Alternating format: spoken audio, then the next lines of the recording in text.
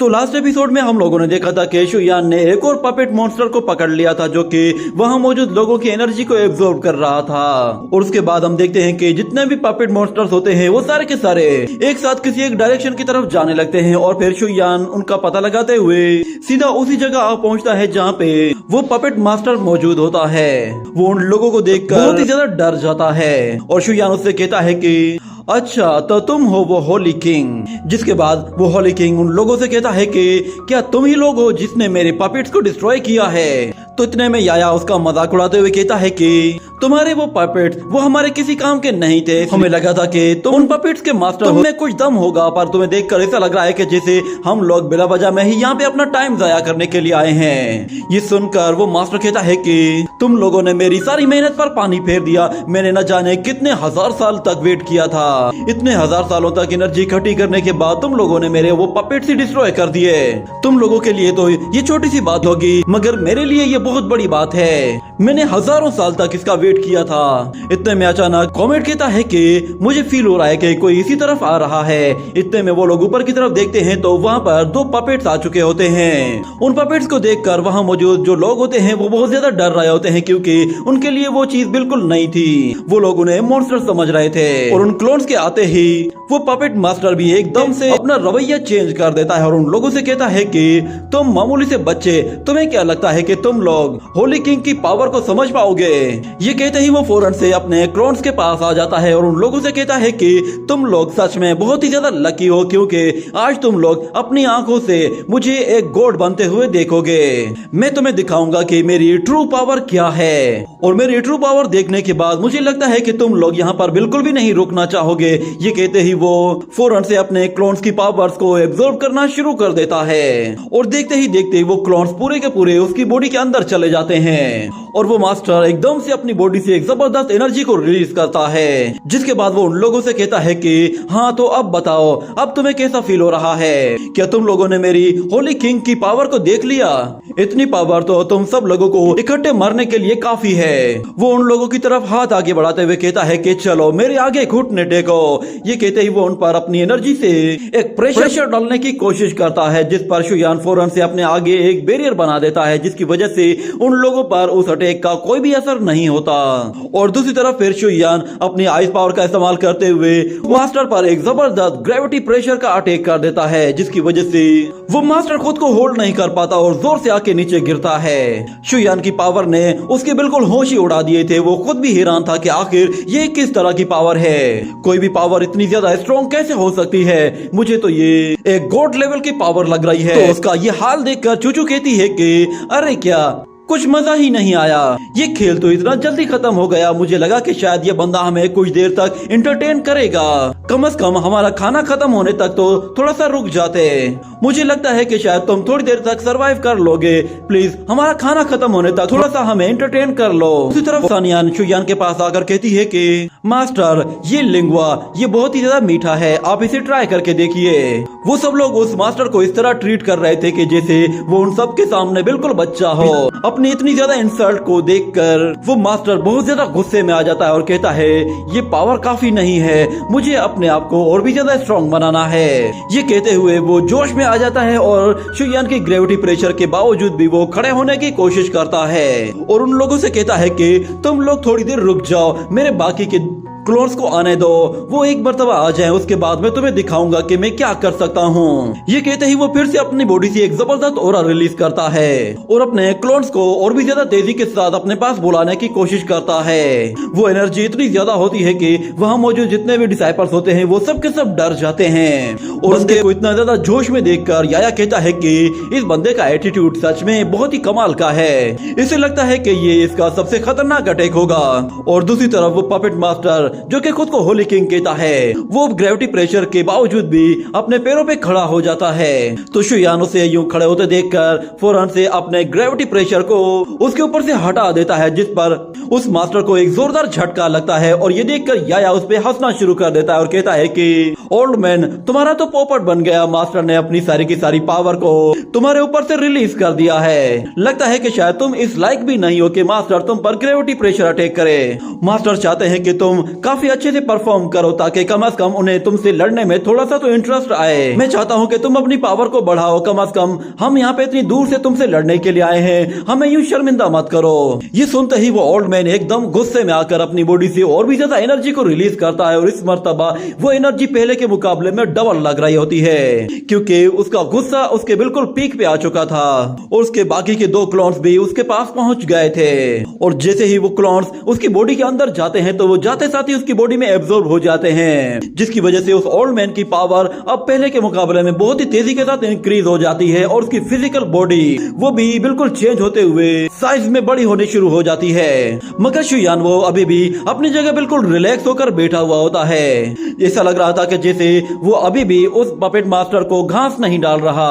और दूसरी तरफ वो पपेट मास्टर अपनी एनर्जी को एकदम से रिलीज करता है तो वो जमीन तक को उखाड़ देता है। ये देखकर वहाँ खड़े हुए लोग काफी हैरान हो जाते हैं। मगर दूसरी तरफ शुयान के डिसाइपल वो उसे बिल्कुल हल्के में ले रहे होते हैं और कहते हैं कि तो क्या ये तुम्हारी सारी पावर है? तुम इसके लिए इतना ज्यादा इतरा रहे थे? हमें तो लगा था कि तुम कोई ट्रू गॉड फॉर्म में आ जाओगे। वो ओल्ड मैन असल में ट्रू इमोर्टल फॉर्म में आ चुका था, मगर इतने में अचानक एक और क्लोन उसके पास आ जाता है जो कि उसकी बॉडी के अंदर जाता है। तो वो ओल्ड मैन अपना ऑरा और भी ज्यादा बढ़ा देता है क्योंकि उसकी पावर तेजी के साथ इंक्रीज होने लगी थी। और सानियान कहती है कि ये तो इमोर्टल एम्परर रियलम में आ चुका है। ऐसा लग रहा है कि जैसे इसके क्लोन इसकी पावर को बहुत ही तेजी के साथ अपग्रेड कर रहे हैं, या फिर ये बंदा कोई मैजिशियन है जो कि अपनी पावर को एक चुटकी के साथ अपग्रेड कर रहा है। मगर शुयान उन लोगों को बताता है कि इस बंदे ने इमोर्टैलिटी की लिमिट तक ब्रेक थ्रू कर लिया है। ये सुनकर वो सब लोग हैरान हो जाते हैं और उन्हें पहली बार पता चल रहा था कि इमोर्टैलिटी की भी कोई लिमिट्स होती है, जिस पर वो कहते हैं कि ये किस तरह की स्टेट है। और दूसरी तरफ वो पपेट मास्टर उन लोगों को लड़ाई के लिए चैलेंज करता है और कहता है कि अब आकर दिखाओ तुम लोग। ये कहते ही वो अपनी बॉडी से एक जबरदस्त ऑरा रिलीज करता है जो कि बिल्कुल सीधा आसमान तक जा पहुंचता है और हमें दिखाया जाता है कि जमीन के अंदर से कोई ग्रीन कलर की चीज बाहर निकलती है। वो असल में एक स्पिरिचुअल गॉड बॉडी होती है जो कि अपने जाइंट हैंड के साथ बाहर आ जाती है। मगर क्योंकि शुयान ने उसके 2 पपेट्स को डिस्ट्रॉय कर दिया था, इसलिए वो पपेट मास्टर अभी भी ट्रू गॉड फॉर्म में नहीं आ सकता था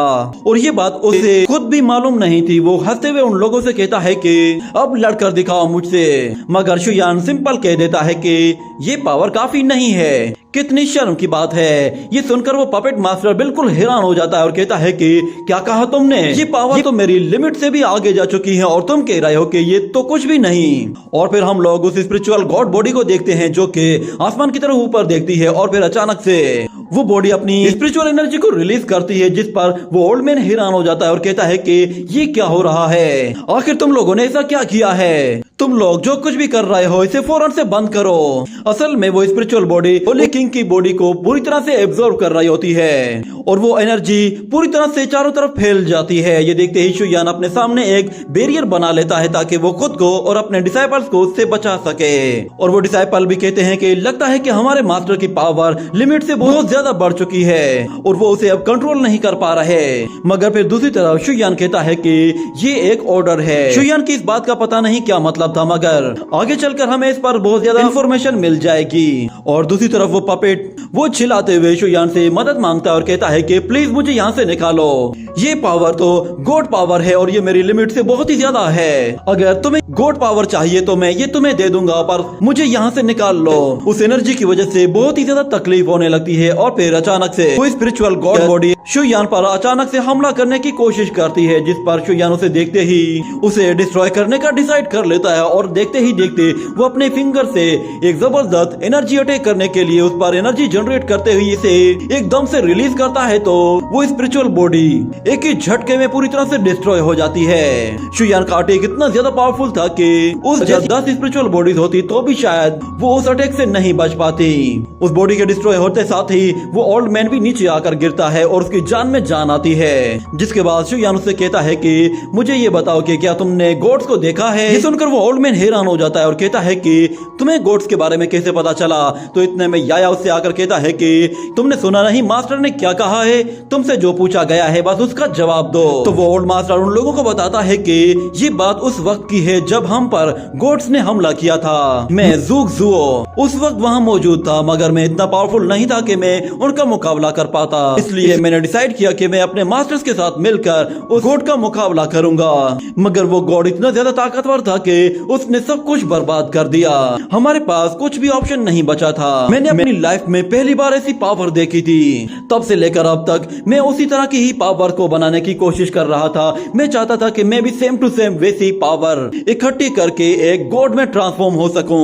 इसके लिए मैंने न जाने कितने हजार सालों तक वेट किया है और इतने लंबे टाइम इंतजार करने के बाद मैं काबिल हो गया था कि मैं उसकी टेक्निक्स को कॉपी करने लगा था। मैंने इतनी ज्यादा एनर्जी इकट्ठी कर ली थी कि मैं भी एक गॉड बन सकता था। ऐसा सिर्फ और सिर्फ मैंने इसलिए किया है ताकि मैं खुद एक गॉड बनकर बाकी गॉड्स को डिस्ट्रॉय कर सकूं।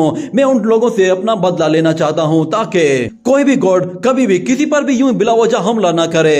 ये कहकर वो जोर जोर से हंसना शुरू कर देता है। मगर फिर याया उससे कहता है कि जरा अपनी तरफ देखो, तुम क्या हो? तुम कोई गॉड नहीं बने हो। तुम्हारी सारी की सारी मेहनत पर तुमने खुद ही पानी फेर दिया है।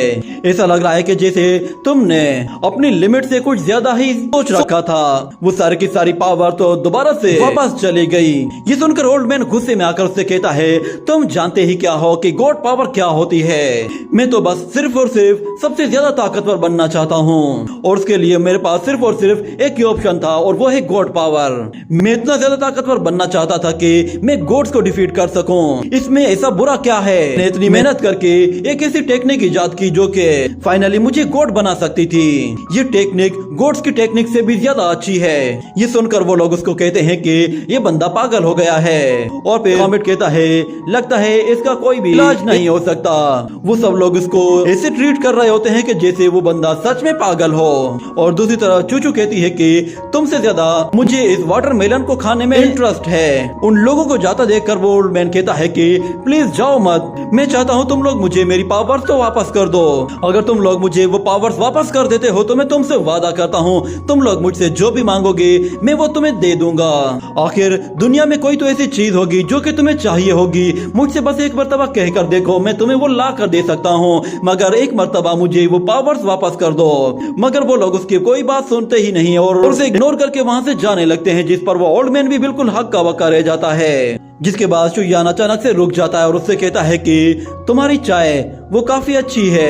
मेरे ख्याल से तुम्हें किसी अच्छी लोकेशन में जाकर स्पिरिचुअल टी बेचनी चाहिए, वो तुम्हारे लिए ज्यादा अच्छी रहेगी। ये सुनकर वो ओल्ड मैन बिल्कुल परेशान हो जाता है और कहता है कि क्या कहा तुमने, मैं चाय बेचूं?